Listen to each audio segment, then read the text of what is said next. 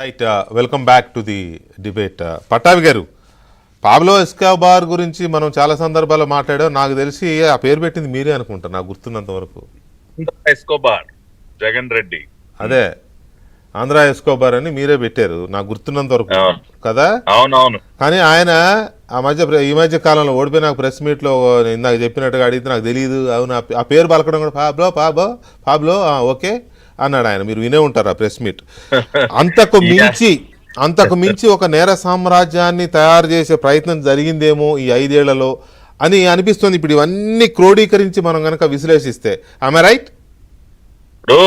VK గారు, నాకున్న సమాచారం ప్రకారం మరి అది రవిచంద్రారెడ్డి గారు కూడా దాన్ని ధృవీకరించాలి. జగన్ రెడ్డికి అత్యంత ఇష్టమైనటువంటి సిరీస్ నెట్ఫ్లిక్స్ లో నార్కోస్ అంట. తర్వాత సాయంత్రం 6 తర్వాత తలుపులు వేసుకుని పదే ఆ నార్కోస్ ని ముందుకి వెనక్కి చూస్తా ఉండేవాడంట. కాబట్టి ఇప్పుడు ఇవన్నీ నటనలు. ఎస్కోబార్ అనేది గుండెల్లో ముద్రించుకుని ఉంటాడు. ఏ రోజైనా నీలాగా ఆ కొలంబియా దేశాన్ని ఎస్కోబార్ కబ్జా చేసినట్టు డ్రగ్ మాఫియా లార్డు ఆంధ్రప్రదేశ్ ను కూడా మన ఆంధ్ర ఎస్కోబార్ ఆ రకంగా మార్చాలనుకున్నాడు. ప్రజల తిరుగుబాటుతో మనం ఆ ఉపద్రవం నుంచి మనం కాపాడుకున్నాం. కాబట్టి వీళ్ళందరూ ప్రపంచంలో నేర చరిత్ర కలిగినటువంటి ప్రతి ఒక్కడు హీరోనే జగన్మోహన్ రెడ్డికి. వాళ్ళే ఆదర్శం. ఇప్పుడు ఇంకొక విషయం కూడా గుర్తు చేసుకోవాలి వికే గారు, మనం వీళ్ళ అంటే ఈ గన్ కల్చరు వీళ్ళ నేర సామ్రాజ్యం గురించి మాట్లాడుకుంటున్నప్పుడు వైఎస్ రాజశేఖర్ రెడ్డి యొక్క కుటుంబ చరిత్రే ఒక కబ్జాతో మొదలైంది. రాజారెడ్డి ఏమన్నా పుట్టుకతోనే ఏమన్నా అపర కుబేరుడా, లేదంటే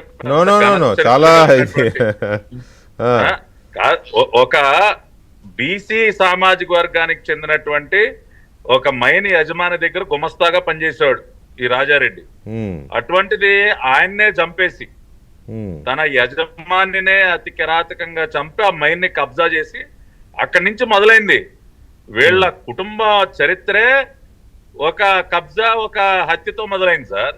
లేదంటే వీళ్ళకి ఏముందండి, వీళ్ళకి ఒక అడ్రస్సా, ఊరా, పేరా, అక్కడతో మొదలైనటువంటి వీళ్ళ నేర చరిత్ర ఆ తర్వాత అంచెలంచెలుగా పెంచుకుంటూ వచ్చారు. ఇప్పుడు వైఎస్ రాజశేఖర్ రెడ్డి తన రాజకీయ ప్రస్థానం మనం చూసినట్లయితే రాజారెడ్డి బాంబు కల్చరు, రాజారెడ్డి కత్తులు పట్టుకుని తిరిగి గన్లు పట్టుకుని తిరిగి గెలిపించడమే కదా. అవును, ఎక్కడైనా వీళ్ళు ఎప్పుడైనా ప్రజాస్వామ్యబద్ధంగా ఎన్నికల్లో గెలిచినటువంటి చరిత్ర ఉందో ఎప్పుడు అక్కడ ఆ కాన్స్టిట్యున్సీలో ప్రజల్ని భయభ్రాంతులు గురి చేయటం, బూత్ క్యాప్చరింగ్లు, రిగ్గింగ్లు, ఇదే కదా. ఇప్పుడు చంద్రబాబు నాయుడు గారు 8 సార్లు 9 సార్లు ఒక నియోజకవర్గం నుంచి గెలిచి వస్తా ఉన్నారంటే ఏ రోజన్నా ఇటువంటి పద్ధతులు అవలంబించారా? అన్నన్ని సార్లు వెళ్ళి. కానీ వీళ్ళ చరిత్ర ఏంటండి, ఏ ఎన్నిక చూసినా హింసే కదా. ఆ రోజున స్థానిక సంస్థల ఎన్నికల్లో మా అంజిరెడ్డి తాత తొడగొట్టి రండ్రా చూసుకుందాం అని చెప్పి ఎదురెళ్ళాడు. కాబట్టి ఏదో అక్కడక్కడ కొంతమంది ఎదురెళ్ళి నామినేషన్ వేయడానికి సార్. అసలు ఎన్నికల్లో విజయం సంగతి పక్కన పెట్టి నాకు తెలుసు సార్. నేను పార్టీ ఆఫీస్ లో ఆ రోజున పరిస్థితి ఏంటంటే చంద్రబాబు నాయుడు గారు మేమందరం కూర్చుని ఎన్ని గెలిచామన్నది కాదు సార్, ఎన్ని చోట్ల నామినేషన్ వేయగలిగా అన్నది మేము లెక్క పెట్టుకుంటుండేవాళ్ళం. కరెక్ట్, అది నేను ఫాలో అయ్యాను. అవును, అంటే అసలు ఎవడైనా ఇదిగో ఇన్ని గెలిచా అనుకుంటూ కాదు, అమ్మా ఇన్నిట్లో మనం నామినేషన్ వేయగలిగాం, ఇన్ని చోట్ల మనం పోటీలో ఉన్నాం అనిపించుకోవటానికి పోరాడాల్సి వచ్చింది సార్.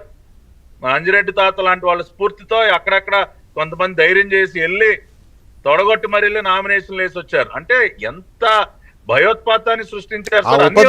ఆ ఉపద్రవం కానీ లేకపోతే ఆ రకమైన నేర సామ్రాజ్య సృష్టికర్తలు కానీ మళ్ళీ అధికారంలోకి రారు అని మనం నమ్మొచ్చా సార్? ప్రజలు అటువంటి రిస్క్ మళ్ళీ జీవితంలో తీసుకోరు. మొన్న ఎన్నికల సందర్భంగా ఎన్నికల ముందు కూడా ల్యాండ్ టైటిలింగ్ యాక్ట్ పేరుతో ఒక ల్యాండ్ గ్రాబింగ్ యాక్ట్ తీసుకొచ్చి మొత్తం ప్రజల ఆస్తులన్నీ కబ్జా చేయడానికి స్కీమ్ వేశాడు. అవును, దానితో ప్రజలు ఇక అయిపోయిందిరా బాబు, సర్వేరాళ్ల మీద కూడా బొమ్మలు వేసేసుకున్నాడు, పాస్ పుస్తకాల మీద కూడా బొమ్మలు వేసేసుకున్నాడు, ఇక ఈ ల్యాండ్ గ్రాబింగ్ యాక్ట్ తో మొత్తం అంతా కబ్జానని చెప్పి ప్రజలు అప్రమత్తం అయ్యి వాళ్ళు ధైర్యంగా అన్నిటికీ తెగించి ముందుకొచ్చి ఓట్లేసి తిరుగుబాటు చేసి ఇవాళ గద్దె దింపారు ఆనాటి ఈ నియంత్రణ. మళ్ళీ కూడా కోరి మళ్ళీ ఇంకొకసారి అతన్ని మళ్ళీ సింహాసనం ఎక్కించి మళ్ళీ వాళ్ళ మాన ప్రాణాలని వాళ్ళ ఆస్తుల్ని అన్నిటినీ కూడా రిస్క్ లో పెడతారని చెప్పి నేనైతే అనుకోను. రైట్. నాకు ఇంకా గుర్తు వీకే గారు, నేను అనేక సార్లు మీ డిబేట్ ద్వారా ఎప్పుడు చెప్తుండేవాడిని, అందరూ కనీసం వారానికి ఒకసారైనా 10 రోజులకు ఒకసారైనా మీ ఆస్తి మీ పేరు మీద ఉందో లేదో చెక్ చేసుకోండి కరెక్టే అని అనేక సార్లు మనం హెచ్చరికలు జారీ చేస్తుండేవాళ్ళం. చెప్పాం. ఒక నెల రోజులు పడుకున్నామంటే ఆన్లైన్ లో పేర్లు మారిపోయాయి, అక్కడ అవును అవును బోర్డులు బాతేసేవాళ్ళు.